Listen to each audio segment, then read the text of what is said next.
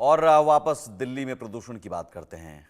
प्रदूषण का स्तर लगातार बढ़ता जा रहा है और दिवाली से पहले अगर ये स्थिति है तो दिवाली जब बीत जाती है उसके बाद जब धुंध की चादर आपको नजर आती है हर साल, सोचिए क्या हालात होंगे। क्योंकि AQI लेवल 460 जहांगीरपुरी में, आनंद विहार में 483 AQI है। और हमारे संवाददाता लगातार ग्राउंड जीरो पर मौजूद हैं, हम उनसे भी समझने की कोशिश करेंगे कि हालात क्या है। संभव शर्मा हमारे साथ जुड़े हुए हैं। संभव, दिवाली आज है और जरूर शाम को आप जब दिवाली पर दिए जलाए जाते हैं और पटाखों पर बैन दिल्ली में भले ही है लेकिन NCR में तो पटाखे जलाए जाएंगे और दिवाली में दिल्ली में भी पटाखे जलाए ही जाते हैं तमाम बैन के बावजूद। ये हर साल हम देखते रहे हैं। उसके बाद के हालात फिर और भयावह हो जाते हैं।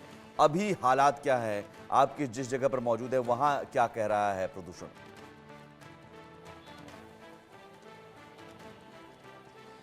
एक तरफ पूरा देश दिवाली मना रहा है और दूसरी तरफ दिल्ली वासी प्रदूषण की मार झेल रहे हैं।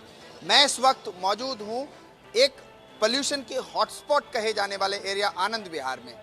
ये एरिया आनंद विहार है। मैं अपने वीडियो जर्नलिस्ट हिमांशु से कहूंगा कि कैमरे को पैन करके जरा इस एरिया की कंडीशन दिखाएं, भीड़ दिखाएं, जनता को दिखाएं कितना ज्यादा लोग अपने घरों के लिए जा रहे हैं। एक तरह से यहाँ भगदड़ तो नहीं कह सकते लेकिन बहुत ज्यादा भीड़ है, कुछ भी हो सकता है। हालांकि सिक्योरिटी मेजर्स भी लगाए गए हैं। साथ ही साथ मैं वीडियो जर्नलिस्ट से कहूंगा पैन करके एक वाइड एंगल शॉट दिखाएं कि किस तरह से यहाँ पर जो व्हीकल्स हैं, जो लगातार सुबह से भीड़ बनी हुई है व्हीकल्स की, जो रोड पे गाड़ियां हैं उनकी संख्या दिखाएं। और मेरे बाएं हाथ की तरफ जो रोडवेज की बसेस यहाँ लगी हुई हैं।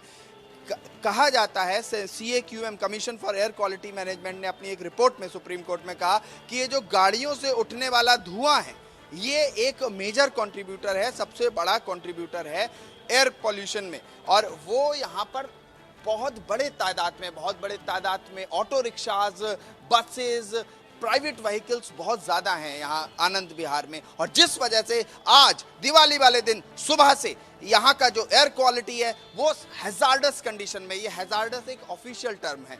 हैजार्डस हवा तब होती है जब वो 450 पार लगभग एयर क्वालिटी चला जाए। और इस समय air quality index AQI Anand Vihar पे 480 के आसपास वेरी कर रहा है। और यहाँ पर जो धुंध है, जो एक तरह से स्मॉग है, वो मैं इस उम्र में फेस कर सकता हूं, तो उनका क्या, जो छोटे बच्चे हैं और बुजुर्ग हैं। कुछ लोगों से हमने बात भी की थी और जानने की कोशिश की थी कि क्या है, तो कई लोगों ने बताया उन्हें सांस लेने में भी तकलीफ हो रही है। और साथ ही साथ मैं आपको यहाँ बता दूं कि एक बड़ा रीजन एयर पोल्यूशन का पटाखे भी हैं। कल रात काफी मात्रा में दिल्ली में पटाखे छोड़े गए। रात के लगभग 2, ढाई, 3 बजे तक पटाखों की शोर से गूंजता रहा दिल्ली। और उसके बाद आज सुबह एयर क्वालिटी इतनी कम रिपोर्ट की गई। इससे पहले हमने एयर क्वालिटी दिखाई इंडिया गेट से, उससे पहले पार्लियामेंट से एयर क्वालिटी दिखाई कि किस तरह की है। और अब हम आनंद विहार में हैं। सबसे खराब एयर क्वालिटी आनंद विहार की है। 13 हॉट स्पॉट्स बनाए गए हैं दिल्ली में और उन 13 हॉट स्पॉट्स की एक रिपोर्ट सुप्रीम कोर्ट में दिवाली के बाद जो हियरिंग होगी उस पर सबमिट की जाएगी कि क्या एक्शंस लिए गए। यहाँ पर कुछ जो पानी के टैंकर्स हैं उनसे फव्वारे छोड़े जा रहे हैं जिससे कि जो धूल है वो सेटल हो सके, जमीन में आ सके। लेकिन होता क्या है कि ये जो धुआं है वो 2 मीटर से ऊपर रहता है, तो धूल तो सेटल हो जाती है लेकिन जो धुआं है वो हवा में रहता है। और 2 इंपॉर्टेंट चीजें हैं इसमें, पार्टिकुलेट मैटर 2.5 और पार्टिकुलेट मैटर PM10। ये 2 कण हवा में घुले हुए इस तरह से रहते हैं कि हमारे सांसों के द्वारा ये हमारे शरीर में सीधे प्रवेश कर जाते हैं और हमें कई ऐसी ब्रीदिंग से रिलेटेड, सांस लेने में दिक्कत होना, संभव ग्रैप 1 की बात हुई, ग्रैप 2 जुड़ी हुई लागू किया समस्याएं गया। ये ग्रैप 1, ग्रैप 2 क्या आप जब फील्ड में निकलते हैं तो जमीन पर दिख रहा है?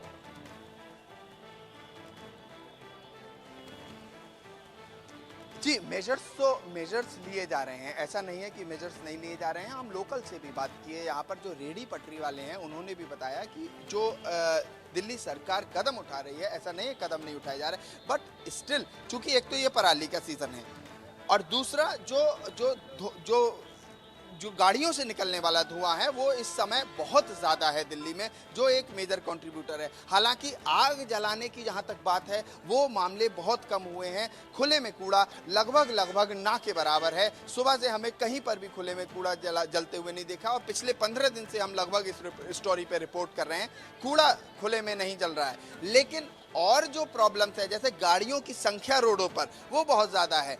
एक व्यक्ति एक गाड़ी में चल रहा है, एक घर में 4-4, 5-5 गाड़ियां हैं। और ऐसा नहीं है कि सीएनजी की गाड़ियों से पोल्यूशन नहीं है। कई लोग इस बात को कह रहे थे कि सीएनजी की गाड़ियों से भी पोल्यूशन है, हालांकि वो बहुत नीचे ज़मीन पे रहता है उसका धुआं, और वो हवा में नहीं घुल पाता।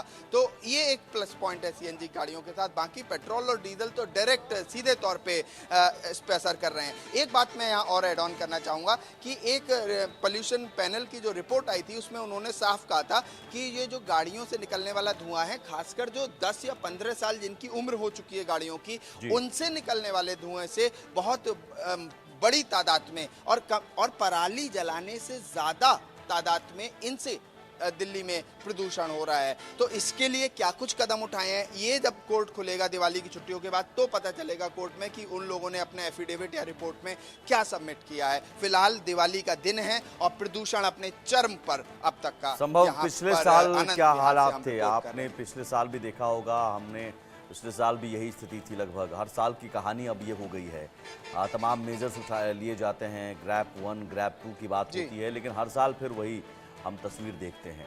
पिछले साल दिवाली के मौके पर क्या हालात थे और इस साल क्या कोई सुधार, क्या कोई फर्क?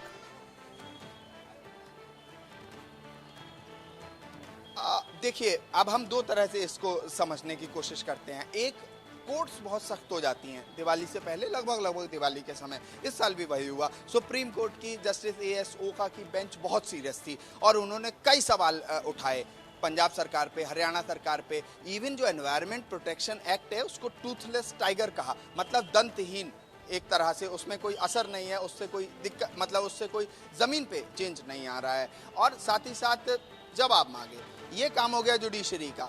एग्जीक्यूटिव की बात करें तो वो ग्राउंड जीरो पे जाके लॉ को इम्प्लीमेंट करते हैं। अब वो एग्जीक्यूटिव्स अपनी अपनी राज्य के सबसे बड़े एग्जीक्यूटिव सुप्रीम कोर्ट में पेश हुए और अपनी रिपोर्ट रखी कि ये कदम उठा रहे हैं, जिसको सुप्रीम कोर्ट ने एक तरह से खारिज सा कर दिया और कहा कि कोई कदम जमीन पर नहीं उठाए जा रहे हैं।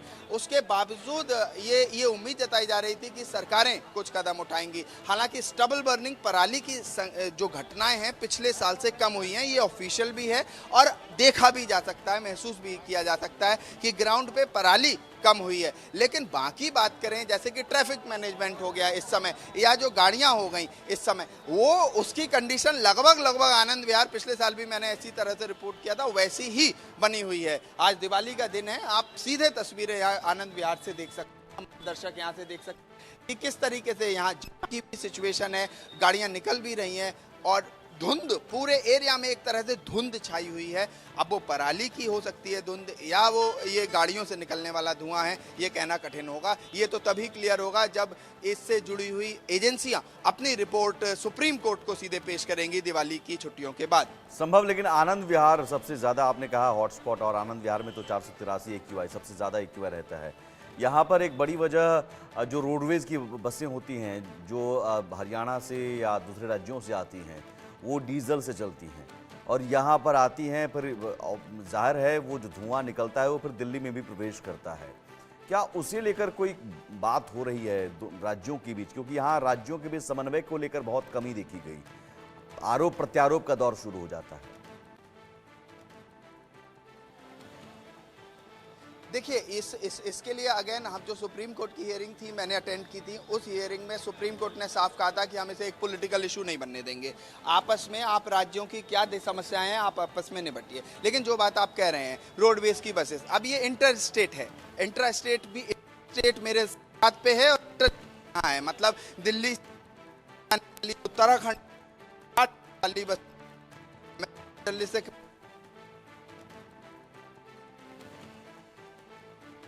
चलिए ठीक है। ये रोडवेज की बसों को लेकर भी कई बार सवाल उठते रहे हैं। जी संभव। हाँ जी, तो ये इनका वेहिकुलर जो इमिशन है, खासकर ये डीजल के व्हीकल हैं, ये डीजल से चलने वाली गाड़ियां हैं, तो इनसे जो धुआं उठ रहा है वो तो दिल्ली में ही रहेगा, दिल्ली के आसपास ही रहेगा, जैसे कि गाजियाबाद हो गया, दिल्ली हो गया, मेरठ तक, यहाँ तक धुआं रहेगा, इधर जेवर हो गया, इस एरिया में पूरा इनका धुआं और जो इनसे निकलने वाला एमिशन है वो रहेगा। तो उसका सीधा असर तो उन्हीं पे पड़ेगा जो यहाँ के रहने वाले हैं, मूल निवासी हैं, जो अभी इस वक्त यहाँ रह रहे हैं दिल्ली एनसीआर में, और उसका असर दिल्ली एनसीआर के लोगों को, उसका दंश हर साल साल दर साल उसका दंश दिल्ली वासी झेल रहे हैं। कई रिपोर्ट्स इस तरह की आई हैं जो इस तरह के भी दावे कर रहे हैं कि दिल्ली में रहोगे तो 5 साल उम्र कम हो जाएगी या 10 साल उम्र कम हो जाए। ये ग्राउंड जीरो पे अभी है आनंद विहार की आज दिवाली वाले दिन। हर साल लगभग ऐसी ही तस्वीरें हम अपने दर्शकों को दिखाते हैं। सवाल है कि इसका समाधान क्या ये अब नियति मान लिया जाए, दिल्ली वालों की नियति मान ली जाए कि ये 3 महीने तक 4 महीने तक साल में आपको दमघोंटू हवा में सांस लेना पड़ेगा, आप लंग्स की बीमारियों से आप ग्रसित होंगे। आने वाले दिनों में बच्चों पर भी इसका इफेक्ट पड़ेगा अगर दिल्ली में रह रहे हैं तो, क्योंकि ये बीमारी धीरे धीरे इस कदर घर कर जाएगी कि आने वाले दिनों में महामारी की तरह कहीं फेफड़े का रोग ना हो सके।